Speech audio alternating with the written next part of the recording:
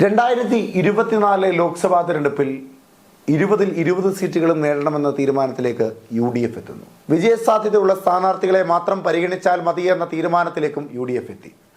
അങ്ങനെ നിലവിൽ വിജയിച്ചു നിൽക്കുന്ന 19 ലോക്സഭാ മണ്ഡലങ്ങളിലും വിജയിച്ച MP-മാർ തന്നെ വീണ്ടും മത്സരിക്കട്ടെ എന്ന തീരുമാനവും ഒപ്പം വയ്ക്കുന്നു. ആദ്യഘട്ടത്തിൽ മാറ്റി പുതിയതായി പരീക്ഷിക്കേണ്ട ലോക്സഭാ മണ്ഡലങ്ങളായി കനകോലുവിന്റെ റിപ്പോർട്ടിൽ പറഞ്ഞിരുന്നത് പത്തനംതിട്ടയും കാസർഗോഡും ഒക്കെ ആയിരുന്നു. അതിൽ എവിടെയും വന്നിട്ടില്ലാത്ത ഒരു ലോക്സഭാ മണ്ഡലമായിരുന്നു തൃശ്ശൂർ. അതായത് തൃശ്ശൂർ അത്രമേൽ കോൺഗ്രസിന് വളരെ സുരക്ഷിതമായ ഒരു മണ്ഡലമാണ്. കരുണാകരന്റെ ഇടമായ തൃശ്ശൂർ. സുരേഷ് ഗോപിയെ കഴിഞ്ഞ തവണ പരാജയപ്പെടുത്തിയ TN പ്രതാപൻ മത്സരിച്ച തൃശ്ശൂർ. DCC പ്രസിഡന്റായും തൃശ്ശൂരിലെ ജനതയ്ക്ക് വലിയ സ്വീകാര്യതയുള്ള നേതാവുമായ TN പ്രതാപനെ മാറ്റണം എന്നൊരു തീരുമാനം എവിടെയും ഉണ്ടാകുന്നില്ല. കാസർഗോഡും പത്തനംതിട്ടയും ഒക്കെ പുതിയ സ്ഥാനാർത്ഥികളെ മത്സരിപ്പിക്കണം എന്നൊരു തീരുമാനത്തിലേക്ക് എത്തുമ്പോൾ പോലും തൃശ്ശൂരിലേക്ക് ആരും സ്ഥാനാർത്ഥി മാറ്റത്തെപ്പറ്റി ഒരു ചിന്ത കൊണ്ടുചെന്നിട്ടിട്ടുമില്ല. ഒടുവിൽ 19 ഇടങ്ങളിലെയും MP-മാർ തന്നെ മത്സരിക്കണമെന്ന തീരുമാനത്തിലേക്ക് കോൺഗ്രസ് എത്തിയപ്പോൾ പത്തനംതിട്ട ലോക്സഭാ മണ്ഡലത്തിലും കാസർഗോഡ് ലോക്സഭാ മണ്ഡലത്തിലും കണ്ണൂരിലും ചുവരെഴുത്തുകളും ബാനറുകളും ഒന്നും ഉയർന്നില്ല. കാര്യമായി അത് ആദ്യമേ ഉയർന്നത് തൃശ്ശൂർ ലോക്സഭാ മണ്ഡലത്തിലായിരുന്നു. കാരണം അവിടെ ചിന്തിക്കാൻ മറ്റൊന്നുമില്ല. BJP പ്രഖ്യാപിക്കുന്നതിന് മുമ്പേ BJP സ്ഥാനാർത്ഥിയായി സുരേഷ് ഗോപി മത്സരിക്കുന്നു.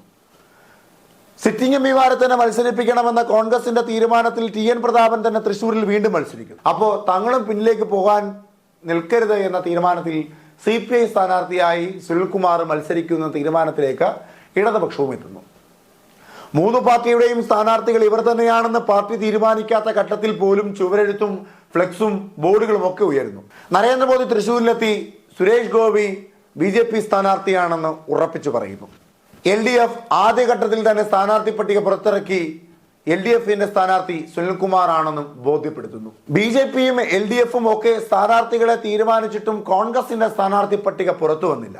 ലീഗ് അടക്കമുള്ള പല ഘടകകക്ഷികളുടെയും പ്രശ്നങ്ങൾ പരിഹരിച്ച് സ്ഥാനാർത്ഥി പട്ടിക പുറത്തിറക്കുവാൻ കാത്തിരിക്കുന്ന കോൺഗ്രസിന് സമയം അധികം വേണ്ടി വന്നു. എന്നിരുന്നാലും തൃശ്ശൂർ അടക്കമുള്ള ലോക്സഭാ മണ്ഡലങ്ങളിലെ സിറ്റിംഗ് MP-മാർ പ്രചരണ പരിപാടികളിൽ മുൻപന്തിയിൽ തന്നെ നിന്നു എന്ന് പറയേണ്ടതായുണ്ട്. തിരുവനന്തപുരം മുതൽ കാസർഗോഡ് വരെയുള്ള സിറ്റിംഗ് MP-മാർ ചെറിയ തോതിലൊക്കെ പ്രകടന പരിപാടികൾ ആരംഭിച്ചു. അതിൽ മുൻപന്തിയിൽ ഉണ്ടായിരുന്നത് തൃശ്ശൂർ തന്നെയാണ്. കരുണാകരന് പുഷ്പാർച്ചന അർപ്പിക്കുന്നു. ഇന്റർവ്യൂ എടുക്കാൻ വരുന്ന മാധ്യമങ്ങളോടെല്ലാം TN പ്രതാപൻ പറയുന്നു, തന്റെ മുൻപിൽ BJP സ്ഥാനാർത്ഥി സുരേഷ് ഗോപി ഒന്നുമല്ല. സാക്ഷാൽ നരേന്ദ്രമോദി വന്നാൽ പോലും തന്നെ ഒന്നും ചെയ്യുവാൻ സാധിക്കില്ല. BJPക്ക് വേരുറപ്പിക്കുവാൻ കഴിയുന്ന മണ്ണല്ല തൃശ്ശൂർ. ഇടതുപക്ഷത്തിനും ഇവിടെ ഇടമില്ല. കോൺഗ്രസ് തന്നെ വിജയിക്കുമെന്ന ആത്മവിശ്വാസത്തോടു കൂടി പലവരും വീണ്ടും മറുപടി പറയുന്നു TN പ്രതാപൻ. അപ്പോഴൊക്കെ താൻ തന്നെയായിരിക്കും സ്ഥാനാർത്ഥി എന്ന ഉറച്ച ബോധ്യം അദ്ദേഹത്തിന്റെ ഉള്ളിലുണ്ടായിരുന്നു. അങ്ങനെ ദിവസങ്ങൾ കടന്നുപോയി. കോൺഗ്രസിന്റെ സ്ഥാനാർത്ഥി പട്ടിക വരുന്നു. ആ സ്ഥാനാർത്ഥി പട്ടിക ഒരു വമ്പൻ ട്വിസ്റ്റ് ആയിരുന്നു. കോൺഗ്രസിന്റെ നേതാക്കന്മാരെയും അണികളെയും ഒക്കെ സംബന്ധിച്ചിടത്തോളം അത് ഒരു വലിയ സന്തോഷകരമാർന്ന ആത്മവിശ്വാസം പകരുന്ന ഒരു സ്ഥാനാർത്ഥി പട്ടിക തന്നെയാണ്. പക്ഷേ TN പ്രതാപന് അത് അങ്ങനെയല്ലായിരുന്നു. 2019 19 വിജയിച്ച സിറ്റിംഗ് MP-മാർ 2024 വീണ്ടും മത്സരിക്കുന്നുണ്ട്. അവിടെ മത്സരിക്കാതെ പോകുന്നത് TN പ്രതാപൻ മാത്രമാണ്. എന്തുകൊണ്ട് TN പ്രതാപനെ തൃശ്ശൂരിൽ മത്സരിപ്പിച്ചില്ല? ഘടകങ്ങൾ പലതാണ്, കാരണങ്ങളും പലതാണ്. സിറ്റിംഗ് MP-മാർ തന്നെ മത്സരിക്കട്ടെ എന്ന തീരുമാനമെടുക്കുമ്പോൾ അവിടെ കോൺഗ്രസിനെ കുഴപ്പിച്ചത് ആലപ്പുഴ ലോക്സഭാ മണ്ഡലമായിരുന്നു. ആലപ്പുഴയിൽ ആര് മത്സരിക്കും? കോൺഗ്രസിന് 2019 ലോക്സഭാ തെരഞ്ഞെടുപ്പിൽ നഷ്ടപ്പെട്ടു പോയ ആലപ്പുഴ ലോക്സഭാ മണ്ഡലത്തിൽ ശക്തരായ ഒരു കോൺഗ്രസ് നേതാവിനെ തന്നെ മത്സരിപ്പിക്കണം. എല്ലാവരും സ്ഥാനാർത്ഥികളെ പ്രഖ്യാപിച്ച് കളിക്കളത്തിൽ ഇറങ്ങി. അതുകൊണ്ട് തന്നെ വൈകിയാണ് സ്ഥാനാർത്ഥി പട്ടിക വരുന്നത്. വൈകി വരുന്ന സ്ഥാനാർത്ഥി പട്ടികയാണെങ്കിൽ പോലും അങ്ങനെ ഓരോ വീടുകളിലും കയറി പരിചയപ്പെടുത്തേണ്ടാത്ത ഒരു സ്ഥാനാർത്ഥിയെ വേണം, ഒരു ശക്തനായ സ്ഥാനാർത്ഥിയെ വേണം കോൺഗ്രസ് ആലപ്പുഴയിൽ നിശ്ചയിക്കേണ്ടത് എന്ന തീരുമാനത്തിലേക്ക് UDF എത്തുന്നു. അങ്ങനെ ആലപ്പുഴയുടെ MLA ആയിരുന്ന, ആലപ്പുഴയുടെ MP ആയിരുന്ന, 2014 മികച്ച ഭൂരിപക്ഷത്തോടു കൂടി വിജയിച്ചു വന്ന കോൺഗ്രസിന്റെ ഇന്ത്യൻ ശബ്ദമായി നിലനിൽക്കുന്ന AICC ജനറൽ സെക്രട്ടറി KC വേണുഗോപാലിലേക്ക് അങ്ങനെ പേര് ചെന്നെത്തി നിൽക്കുന്നു. KC വേണുഗോപാൽ സ്ഥാനാർത്ഥിയാകുന്നു. കഴിഞ്ഞ തവണ കോൺഗ്രസിൽ മുസ്ലിങ്ങൾക്ക് ഇടം നൽകി ഷാനിമോൾ ഉസ്മാനെ സ്ഥാനാർത്ഥിയാക്കിയ ആലപ്പുഴയിൽ ഇക്കുറി KC വേണുഗോപാൽ വരുന്നത് കൊണ്ട് തന്നെ ന്യൂനപക്ഷങ്ങളുടെ വോട്ട് വളരെ പ്രധാനമായി കാണുന്ന കോൺഗ്രസിന് ന്യൂനപക്ഷ സ്ഥാനാർത്ഥിയായ ഒരാളെ മത്സരിപ്പിക്കേണ്ടതായുണ്ട്. അത് ആരെ മത്സരിപ്പിക്കും? അങ്ങനെ മത്സരിപ്പിച്ചാലും ശക്തനായിരിക്കണം അവിടെയും മത്സരിക്കുന്നത്. അങ്ങനെ ചർച്ചകൾ വീണ്ടും വിപുലമായി നടക്കുന്നു. ആര് മത്സരിക്കും? 20 ലോക്സഭാ മണ്ഡലങ്ങളിലും ദുർബല സ്ഥാനാർത്ഥികളായി കോൺഗ്രസ് കണ്ടിരുന്ന പ്രധാനപ്പെട്ടവരിൽ ഏറ്റവും മുൻപന്തിയിൽ നിന്നിരുന്നത് TN പ്രതാപൻ തന്നെയായിരുന്നു. അത് TN പ്രതാപന്റെ വ്യക്തിപ്രഭ മോശമായതുകൊണ്ട് മാത്രമല്ല, എതിർ സ്ഥാനാർത്ഥിയായി മത്സരിക്കുന്ന സുരേഷ് ഗോപിയും സുനിൽകുമാറും ഒക്കെ TN പ്രതാപനേക്കാൾ ഒരു പിടി മുകളിൽ ജനസ്വീകാര്യതയും താരപ്പകിട്ടുമുള്ള ഒരു സ്ഥാനാർത്ഥി ആയതുകൊണ്ട് TN പ്രതാപനെ അവിടെ നിന്നും ഇറക്കാം എന്ന തീരുമാനത്തിൽ കോൺഗ്രസ് എത്തുന്ന ഒന്നാമത്തെ കാരണം. മറ്റൊന്ന്, ന്യൂനപക്ഷത്തിന്റെ സ്ഥാനാർത്ഥിയായ ഒരാളെ മത്സരിപ്പിക്കണമെന്ന തീരുമാനമെടുക്കുമ്പോൾ എവിടെ മത്സരിപ്പിക്കുമെന്ന പ്രസക്തമായൊരു ചോദ്യം. അങ്ങനെ ഷാഫി പറമ്പിലാണ് പിന്നെ കോൺഗ്രസിലെ ന്യൂനപക്ഷ നേതാക്കന്മാരിൽ ഏറ്റവും പ്രബല ശക്തിയായി നിൽക്കുന്ന ഒരു നേതാവ്. അദ്ദേഹത്തെ മത്സരിപ്പിക്കണം. പാലക്കാട്ടേക്ക് മത്സരിപ്പിക്കേണ്ട കാര്യമില്ല. കാരണം പാലക്കാട് VK ശ്രീകണ്ഠൻ ശക്തനായ ഒരു സ്ഥാനാർത്ഥി തന്നെയാണ് എന്ന ബോധ്യം കോൺഗ്രസിനുണ്ട്. നാളിതുവരെ വലിയ തോതിലൊന്നും കോൺഗ്രസിനോട് ചേർന്ന് നിന്നിട്ടില്ലാത്ത പാലക്കാട് പിടിച്ചെടുത്ത ശ്രീകണ്ഠന് ഇക്കുറിയും അത് കഴിയുമെന്ന ബോധ്യവും സർവേ റിപ്പോർട്ടും കോൺഗ്രസിന്റെ പക്കലുണ്ട്. പിന്നെ ദുർബലപ്പെട്ട ഇടങ്ങൾ ഏതൊക്കെയാണ്? അതിൽ ഏറ്റവും പ്രധാനപ്പെട്ടത് തൃശ്ശൂരായിരുന്നു. തൃശ്ശൂരേക്ക് ആരെ മത്സരിപ്പിക്കണം? തൃശ്ശൂരിൽ ഒരു ന്യൂനപക്ഷ സ്ഥാനാർത്ഥിയെ മത്സരിപ്പിച്ചാൽ വിജയ സാധ്യത കുറവാണ് എന്ന ബോധ്യം കോൺഗ്രസ് ഉണ്ടാകുന്നു.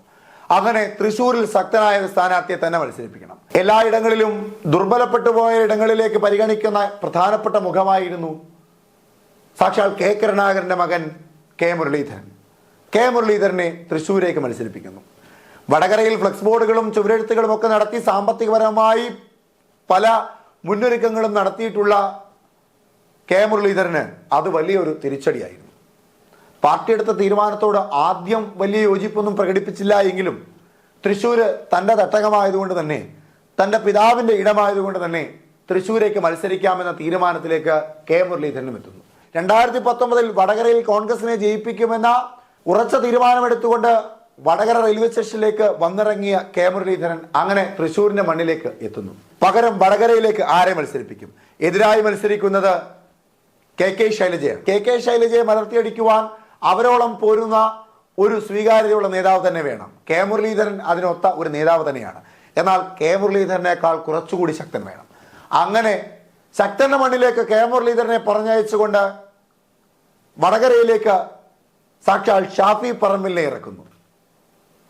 ഷാഫി പറമ്പിൽ വടകരയിൽ സ്ഥാനാർത്ഥിയാകുമ്പോൾ, തൃശ്ശൂരിൽ K മുരളീധരൻ സ്ഥാനാർത്ഥിയാകുമ്പോൾ TN പ്രതാപൻ മാറി നിന്നേ മതിയാകൂ. കാരണം TN പ്രതാപനേക്കാൾ സ്വീകാര്യത K മുരളീധരന് അവിടെയുണ്ട്.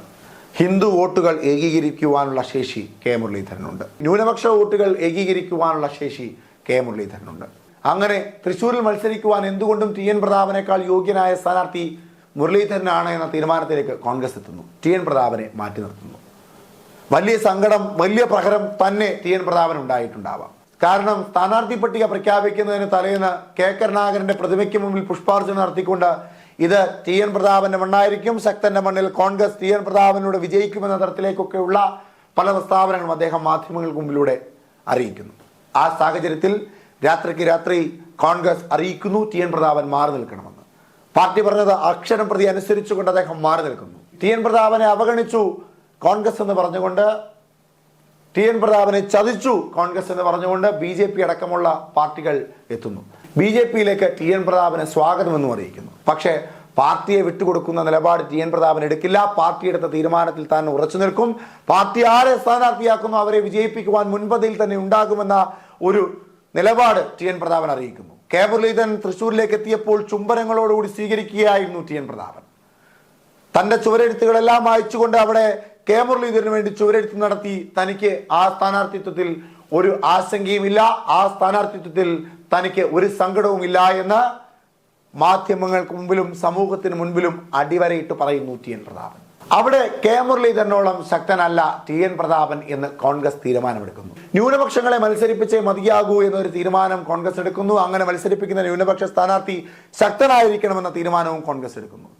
20 ലോക്സഭാ മണ്ഡലങ്ങളിലും ശക്തരെ തന്നെ മത്സരിപ്പിക്കുന്നു. പക്ഷേ ശക്തന്റെ മണ്ണിൽ ശക്തനായി നിന്ന TN പ്രതാപനെ മാറ്റി നിർത്തുന്നു. BJPയുടെയും ഇടതുപക്ഷത്തിൻ്റെയും ഒക്കെ സ്ഥാനാർത്ഥിയുടെ മുൻപിൽ ശക്തൻ്റെ മണ്ണിൽ ശക്തനല്ലേ ടി എൻ പ്രതാപൻ എന്ന ചോദ്യം മാത്രം അവശേഷിക്കുന്നു.